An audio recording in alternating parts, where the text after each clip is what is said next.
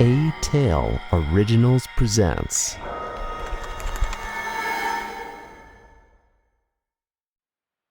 The darkness felt heavy, uncomfortable. Gale found herself wading through it. She couldn't see her hands in front of her face, even if she tried. She held a crystal goblet in a sweaty palm. The liquid in it swirled with every move. She was careful not to spill a drop. Or worse, drop the liquid-filled container itself in the pitch darkness. All I have to do is drink it. She brought the goblet to her lips and stopped herself. Her hands couldn't go any further. She wanted to drink the liquid and relieve herself of the burden of having to protect it, but her body was unwilling. Or could it be the other way around? She began to mumble something unintelligible. She was scared and conflicted at the same time. Something was clearly wrong with her. She was not in full control of her mind, and this was messing with her bodily functions. She knew this was going to change everything. Why was she hesitating so much? "He is doing something to me. This isn't me," she cried. She felt herself swooning and sank to her knees, spilling some of the liquid in the goblet. If she fell over, it would break and her efforts would have been for naught. She was unsure whether her own free will was to be trusted. "Am I still under his glamour?" she asked herself. She couldn't tell. He questioned her sanity and willingness to do the very thing she had come into the room for. After a while, she noticed the darkness had faded a bit. Gale let her eyes wander the furniture, trying to make sense of the still shapes whose forms seemed to change. She moved her gaze to the window where a dull light had started to form in the sky. The sun would paint the sky orange soon, bringing its warmth and the merry chirping of birds. Soon, all of this would be over. All she had to do until then was stay hidden from him. She shuffled on the floor and kept searching. With every movement, her hand caught something: the wooden frame of the Victorian furniture, the glass from the pendulum clock. A bang at the door distracted her from her search. The banging continued. The window frames rattled with every beat. Breathlessly, Gale crouched on the floor and closed her eyes. Is he coming to harm me or help me? Gale knew she would be no match for him if it was the former. She had to find a way through this. Lancaster College was situated in the suburbs of the town. For an unpopular town, it was probably the only thing they could boast of. It was a major GDP booster and the pulse of the town's social life. They had quite a number of notable alumni all over the country. The college was also ranked amongst the first 500 universities in the world and top 50 in the country. It took about half a century, but Lancaster College had evolved from a small college for locals to a world-class one. With exams only a month away, the library was bustling with students. People spoke in hushed tones, trying to abide by the "no noise" signs at every corner, but so many hushed tones only made it a crowd of whispers.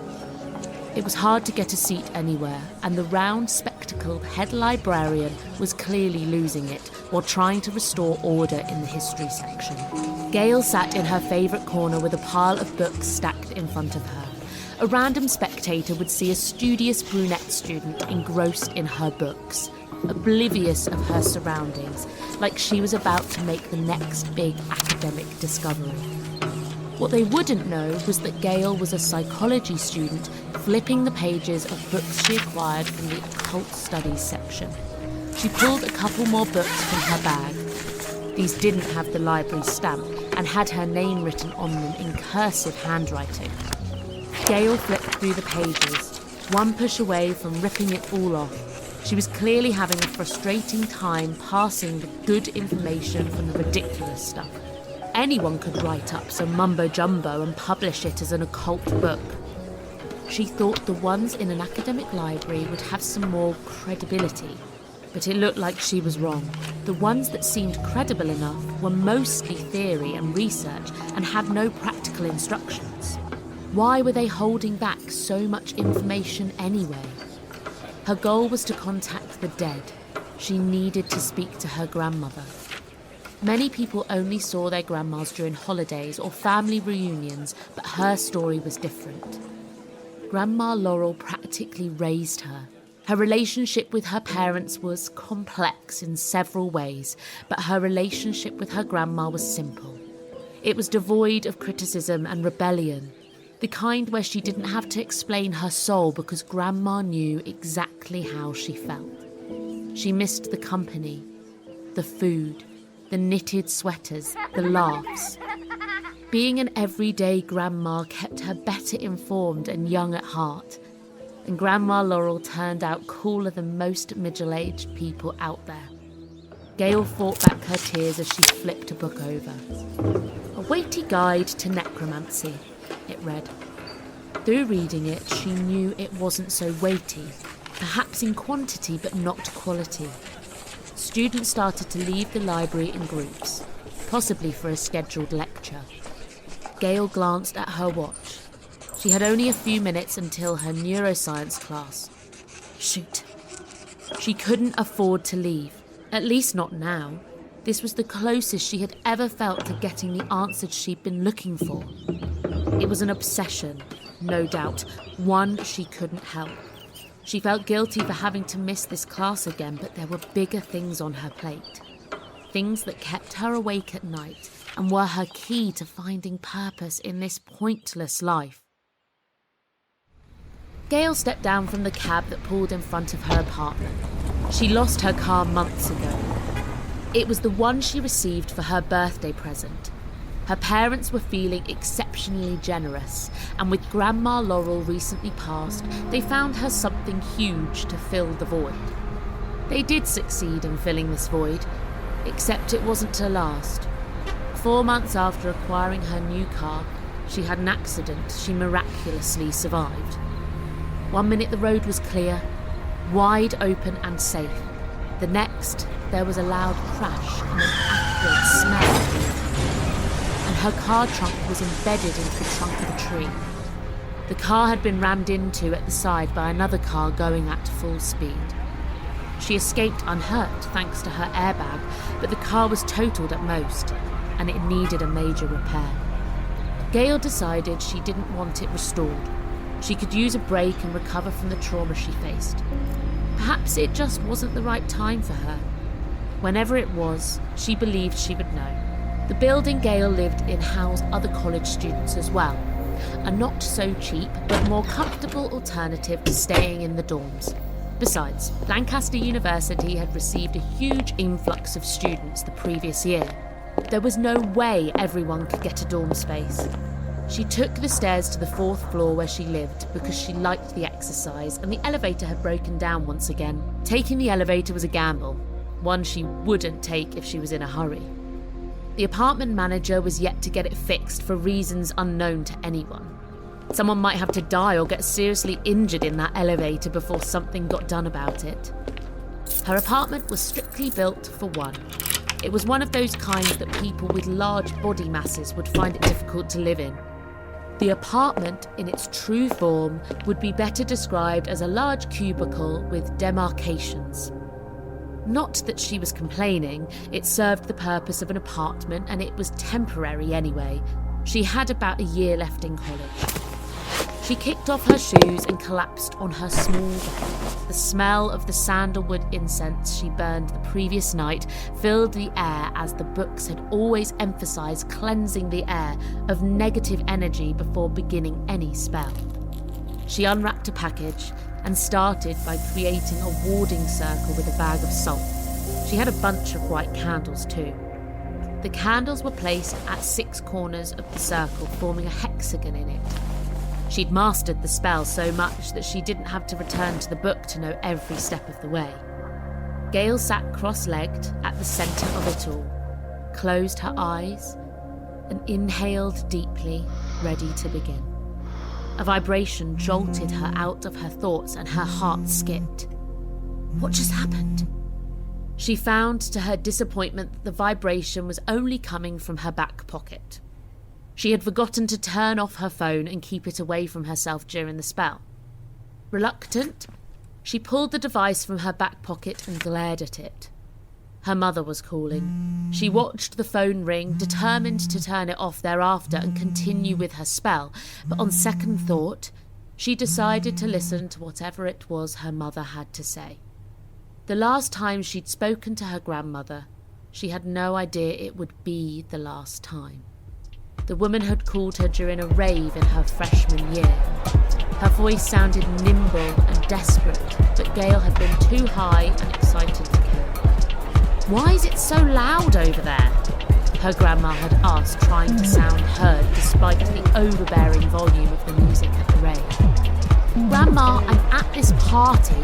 I'll call you back or head on to your place tomorrow," she replied before hanging up the phone. But tomorrow never came for her grandmother. That night, she died in her sleep. Gale was distraught to find out hers was the last number she dialed.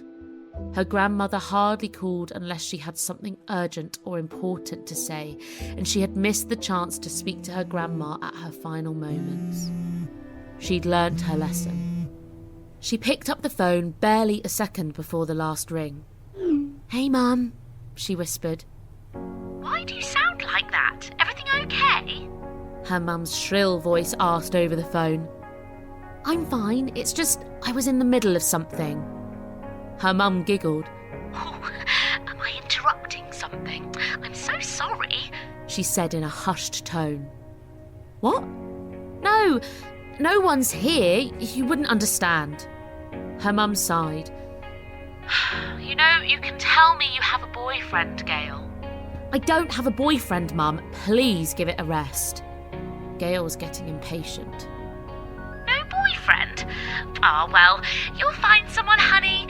Your dad and I will be in town next week. Would you like to meet?" Gale stared at the candle before her, wondering and seriously hoping she had not ruined the spell. Her grandma would understand why she had to do this, right? "Sure, Mum. Just call me an hour before you do," she finally said. "Kiss Daddy for me," she added before hanging up. Gale breathed deeply and prepared her attempt once more. This time, she turned her phone off, stretched over and placed it on her dresser. She was back in her position, legs crossed, breath steady. She remembered the words and chanted them aloud. She remained in that position for what seemed like an eternity until she couldn't feel her legs anymore. She would know if something happened, right? If her grandma was standing before her, she wouldn't be oblivious to it. Perhaps there was something she had missed, a crucial step.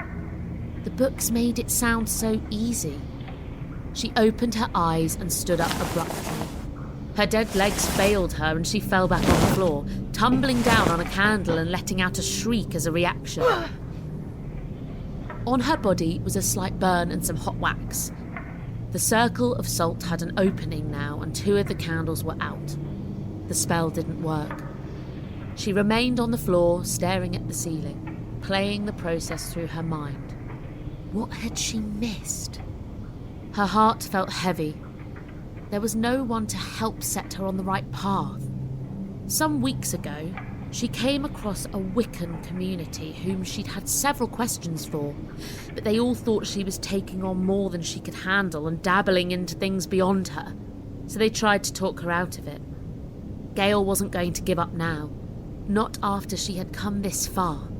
She knew as much as a top occult student would, and the more she tried, the more determined she was to speak to her late grandmother. She just had to find what she was doing wrong or try other methods. There was a part of her that doubted the existence of the occult and spirituality. What if these dead ends were proof that none of it was real? She tried to shake such thoughts off her head. Every bone in her body knew the thing she was looking for was somewhere out there. She could feel her legs again. It was time to clean up the mess. For only $9.99 a month, You'll get full access when signing up at atale.app, iOS app available in App Store. So click and sign up now. atale.app. Let the adventure surround you.